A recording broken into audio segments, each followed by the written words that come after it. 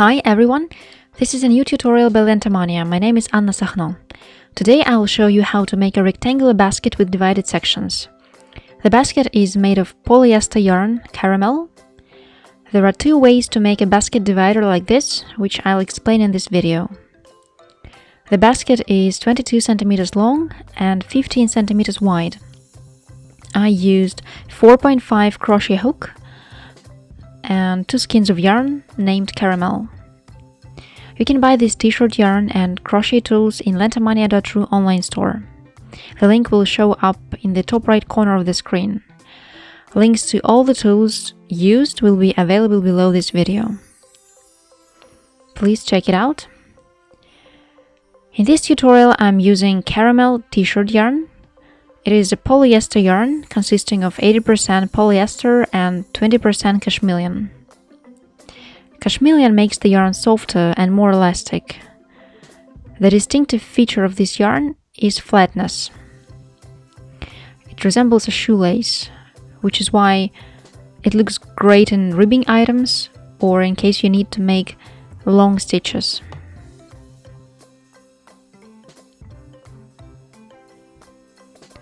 It holds its shape better. The cord is about 4 to 5 millimeters. It is really nice to crochet with, it's very soft and doesn't rub your hands.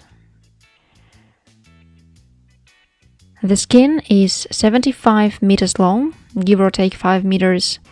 Weight is 200 grams, give or take 10 grams. For this basket I recommend 5 millimeter hook. Mine is 4.5 millimeters. Size 5 or 6 will do as well. The bigger the hook size is, the looser your basket will be. If you want the basket to be tighter and hold its shape better, pick up a smaller hook. At first we need to crochet a rectangular bottom. Then we'll add walls to it and make a divider. For rectangle, let's make a chain of chain stitches. The longer rectangle you want to get, the more chain stitches you need to make.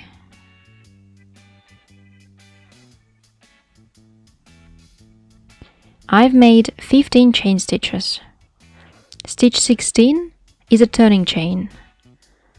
After that, let's turn the braid over. This is how the back side looks like. There are these stitches in the middle of the braid. All along the center, they go one after one. We are going to insert the hook into these stitches. So skip the turning chain, insert the hook into the stitch on the back. This is front, this is back. Draw the yarn out and crochet 2 loops together. Find the next similar stitch, insert the hook, draw the yarn and crochet 2 loops together. Go on like that until the end of the chain.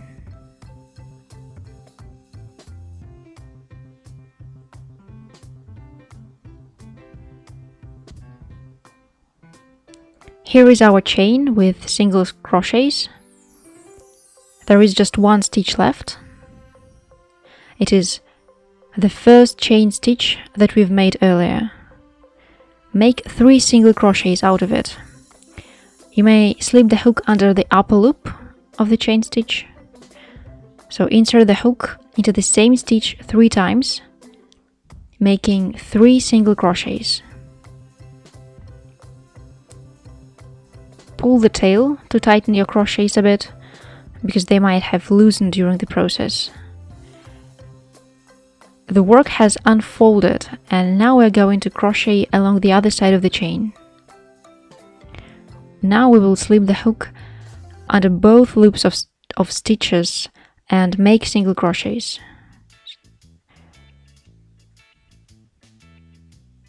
So under both loops of stitches. I've reached 15th chain stitch, the one out of which the 16th chain stitch was made. For the sake of symmetry, let's make 2 single crochets out of it. So all in all, there will be 3 elements stemming from it. It will be symmetrical to the other end of the chain, where we've made 3 single crochets. Both ends of the chain should be identical in order to get a proper rectangle. Like that. Having made 2 single crochets, we've got the same number of stitches at both ends. Now we need to join the beginning and end of the row. I wouldn't recommend crocheting in spiral order, because in the end you'll have a step, a sort of increase. And it is the basket bottom, and there should not be any protruding elements. That's why do not go in spiral order. The rectangle must be almost perfect.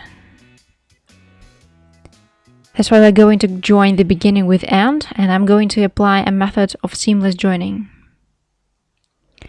Let's take the hook out of the last stitch and slip it back to front into the first stitch of the row.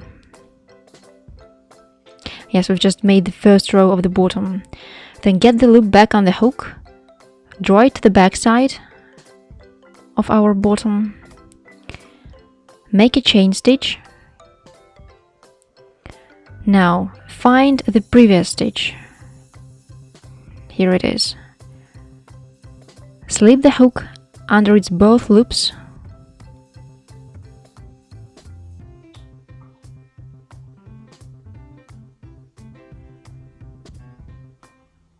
Draw a loop.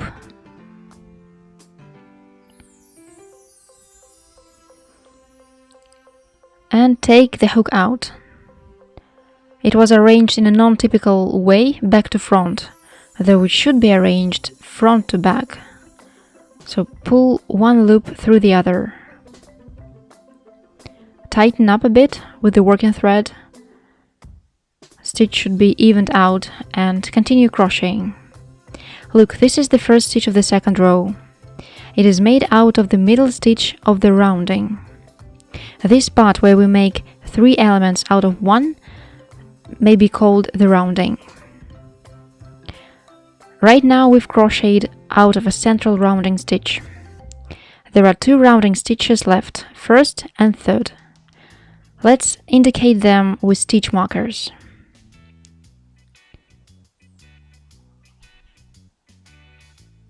So flip the work and mark first and third stitches on this end as well. We'll crochet them in a special way in order to create angles of our rectangle. This is the first rounding stitch, the middle one, and the third.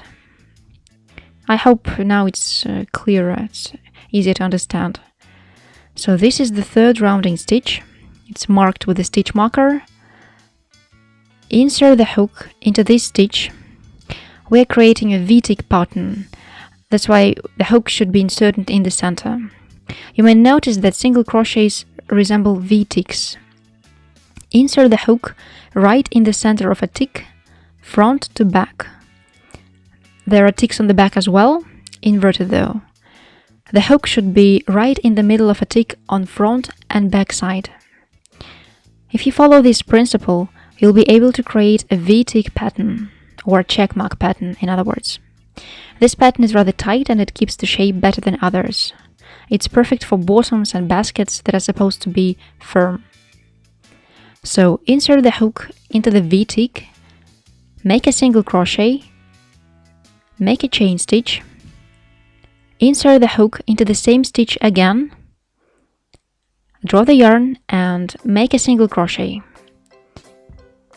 All the stitches marked with stitch marker will be crocheted like that.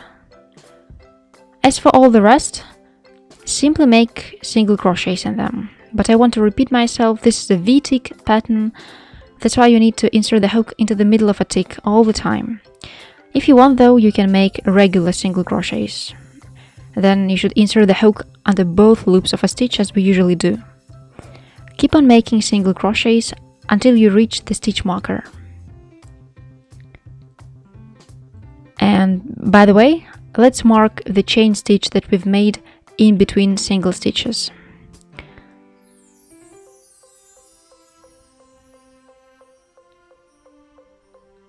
Like that. And keep on making single crochets, 1 per stitch.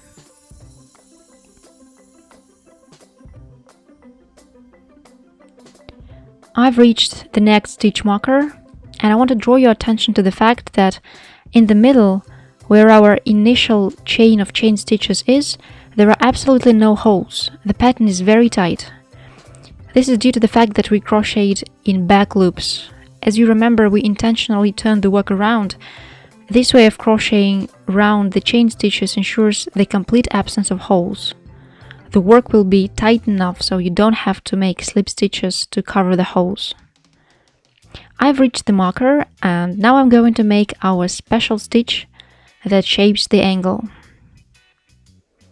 Insert the hook into the middle of the tick, poke it through front and back, make a single crochet, make a chain stitch, insert the hook into the same stitch again, and make another single crochet. Highlight this stitch with a stitch marker. Next is a regular single crochet. We make it out of a V-tick. It should be right in the middle, on top of the rounding. Tighten the tail up a bit to adjust the first chain stitch. Crochet the next stitch in a special way again. Let's call it angle stitch. Insert the hook, make a single crochet, make a chain stitch, insert the hook in the same place again, make a single crochet. Let's mark this chain stitch with the stitch marker. We are on the other side of the work now. Keep on making single crochets into each stitch. Insert the hook in the middle of V-ticks.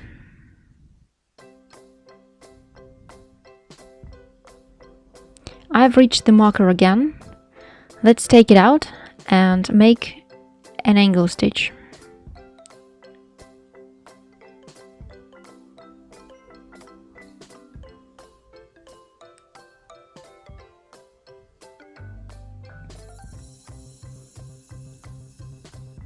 Return the marker back to the chain stitch.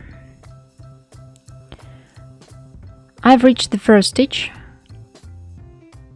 As you remember, the first stitch that we crocheted in this row was a middle one. We've reached it now, and we need to do the joining. The joining here is rather complicated, but don't worry, I'll show it once again. As soon as you repeat it several times, you'll remember and it won't seem as difficult.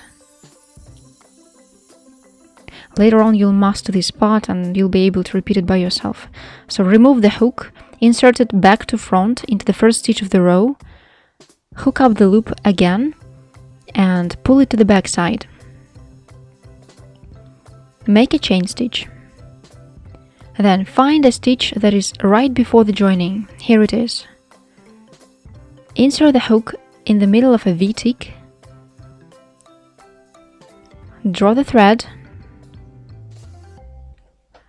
Take the hook out and insert again, but in a different direction. It should go front to back. Draw one loop through the other and straighten the hook. This way you won't have a seam on the front side. This technique may seem complicated at first, but it allows to crochet seamlessly.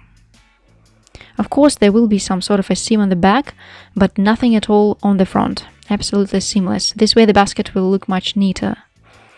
Okay, shall we go on? We're going to crochet stitches that are not marked with the stitch marker in a usual way, by inserting the hook in the middle of a V-tick and making a single crochet. Those chain stitches that are marked are going to be angle stitches. So you should insert the hook right below a chain stitch, because there is no tick here, just this small hole. Insert the hook into this hole, make a single crochet, then a chain stitch, then insert the hook into the same hole again and make another single crochet. All the same steps that we followed in the previous row. Get the stitch marker back into the chain stitch. If you are now able to distinguish these chain stitches, you can put stitch marker aside. Once you have a practiced eye, you'll notice chain stitches very quickly. But if you do have doubts, you better use the markers. They will help you to avoid mistakes. Starting from this point, make one single crochet out of each stitch and make angle stitches out of the marked chain stitches. Go on like that until you get a rectangle of the required size. On the screen you will see a crochet scheme. Use it if you know how to interpret schemes.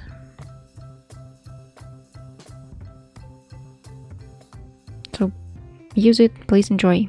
So I've made 8 rows and now I'm working on the 9th one, which will be my last.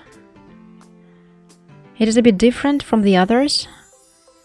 I'm going to crochet the marked stitches at the corners as simple single crochets.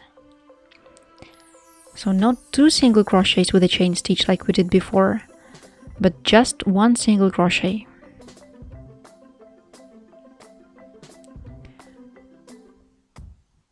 And all the rest is the same. A single crochet per each stitch, as usual. We're doing this to avoid widening and enlargement of the basket walls. We need them to be as vertical as possible with regard to the bottom. They should be at right angle.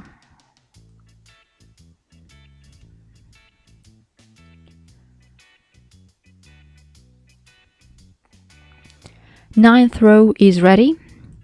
Since we crocheted the angles in this last row differently, waviness that might have occurred by this time will disappear. Your rectangle will be more even and smooth, but still it's not perfect, and that's okay. As you may see, mine is also not perfectly flat and even. You may iron the rectangle with steam, but do not iron polyester yarn at high temperature. Better set it at lower temperature and use some steam. You may also use a spray bottle to moisten the work, then form the desired shape and iron again. Or consider pressing it by something heavy and leave it for the night. But spray water on the bottom before that. And now let's move on to the walls. First we need to join the beginning with end of the last row. We'll do it in a slightly different way. We'll start making walls right after the joining. Its first stitch will be perpendicular to the bottom. Insert the hook into the first stitch back to front, get the loop back on the hook, draw it to the back, and make a chain stitch. But now, instead of inserting the hook into a V-tick, we'll insert it in a different spot. Flip the bottom over and look, I'll show you where we should insert the hook. Right here. So leave the front loop free and slip the hook under back loops.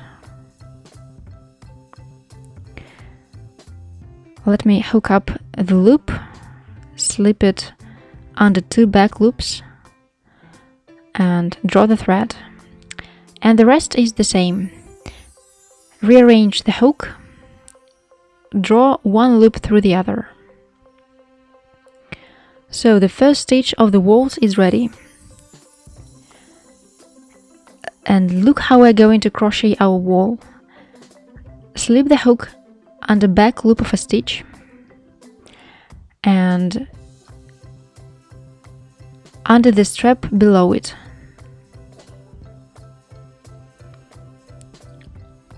So on the hook there is a working thread, back loop of the stitch, and a strap beside it. Draw the thread and make a single crochet. Let me show you once again. Slip the hook under back loop of a stitch, then under the strap beside it. This is how we're going to crochet the entire first row of the walls. This row will help us turn the walls 19 degrees from the bottom.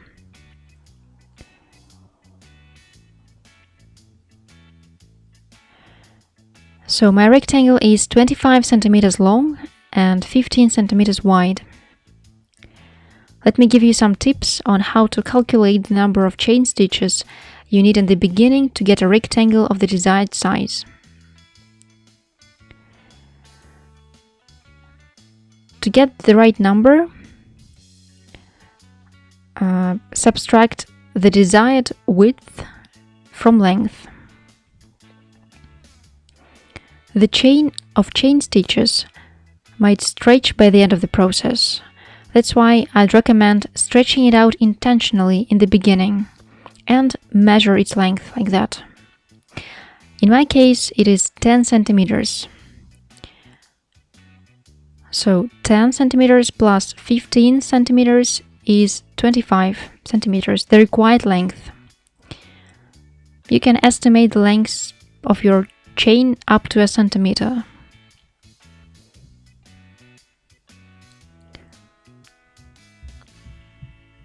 As for angle stitches, also make a single crochet per each. Do not double or triple anything here, just make ordinary single crochets. And start arranging the walls in perpendicular position. They will take this shape themselves, but you should help you with your hand a little bit. The first row of walls is ready. Let's do the joining. The principle of joining is the same as before, and again, I do not recommend crocheting in spiral order. Better join the rows so you don't have to hide this step in the end, this protruding element. Find the previous stitch. Pull one loop through the other. From now on, you may crochet the wall using any pattern, any technique you prefer. Make as many rows as you think are enough. In my experience, the walls are usually about 7 to 8 centimeters high, but of course it's up to you. I've decided to start making the divider while my walls are still low. I think it will be easier this way. It won't be in the center, because it's really more complex to make it in the center. You need to estimate the center line and stick to it very strictly. And in general, I think it's logical to make one section bigger than the other. I'll divide mine into 1/3 and 2/3, and I'll stick to this line. We could insert the hook into the bottom stitches, but they do not go in straight line. It will be challenging to make a straight divider. They shift in every row. These stitches on the bottom. And that's why I suggest making a divider with the help of slip stitches.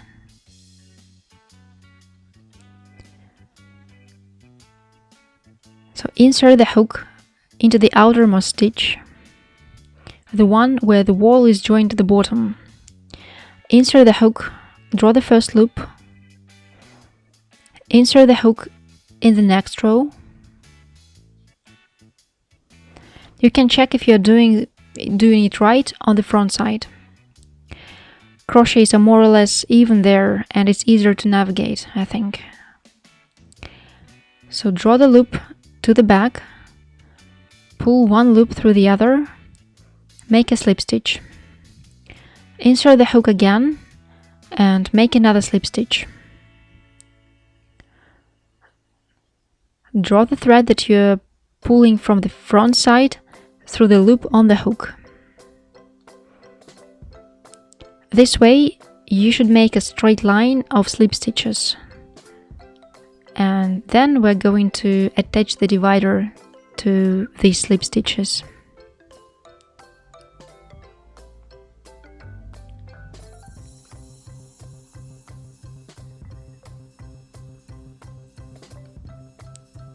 When it's ready, check whether it's symmetrical.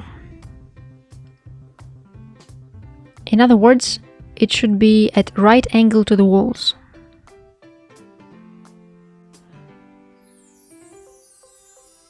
And in order to check that, fold the bottom. The beginning and end of the line should align, should correspond.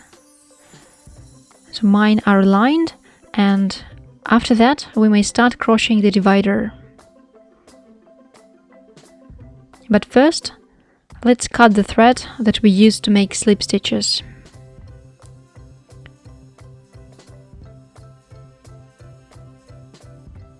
Cut it and draw the tail out. You may start from any end of the line. Slip the hook under both loops of the stitch. Take a new thread. Draw it through both loops. Make a first chain stitch. Slip the hook into the next stitch under both loops. Draw the thread. There are 2 loops on the hook now. Crochet them together. Slip the hook under the next 2 loops. Draw the thread again. Crochet 2 loops together. Go on like that until the end of the line.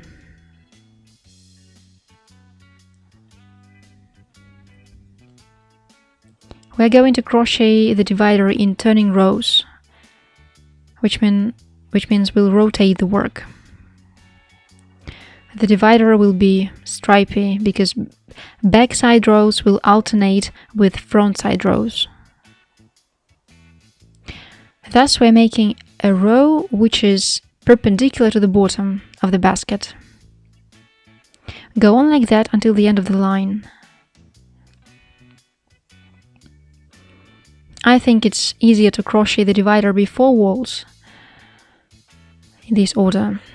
That's why I'd recommend to start with the divider and only after that make the walls.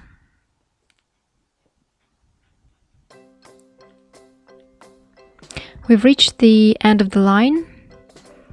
Now make a turning chain and rotate the work. The first row is now turned back, and let's begin the second one.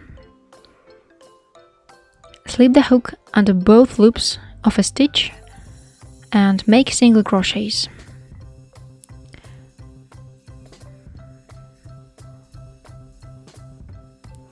So that is what we'll do until the very last row of the divider.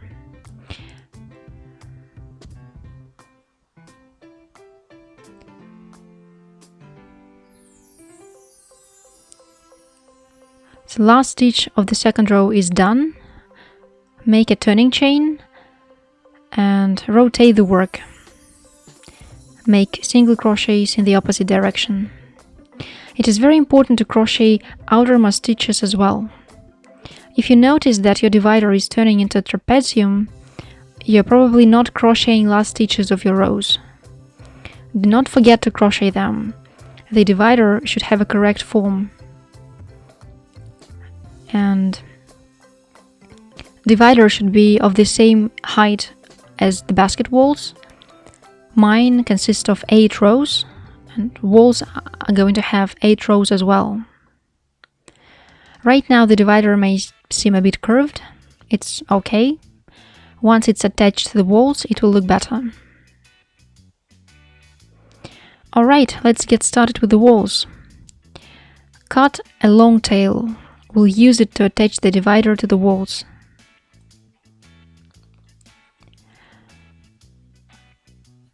And generally, I try to use tails as much as possible to reduce the number of threads that might possibly stick out But even if you cut a short tail, it's not a big deal. Simply use a new thread. I've crocheted 8 rows of walls, same as the divider. And now let's join the beginning with the end of the last row. Cut the thread, draw it out, insert the hook back to front, hook up the thread, pull it to the back side. Find the last stitch, here it is. Turn the work towards yourself a bit, slip the hook under the back loop and a strap beside it. Hook up the thread and draw it to the back through these loops. Tighten up the tail, smooth out the braid that we've just made, like that.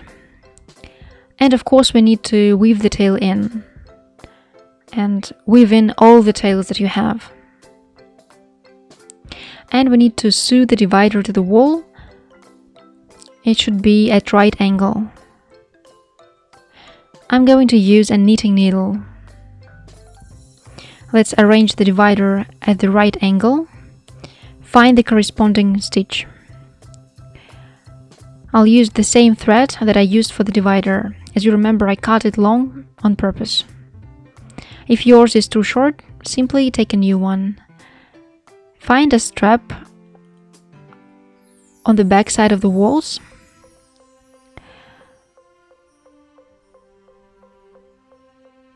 Insert the needle in and tighten up. Then insert the needle into the outermost stitch of the divider and tighten up the thread. But do not put too much effort in it, be reasonable. And then move on to the next row. It might be difficult for you to see, but I'm simply inserting the needle into the strap on the back side. I'm not poking it through the entire wall, just through the outermost strap.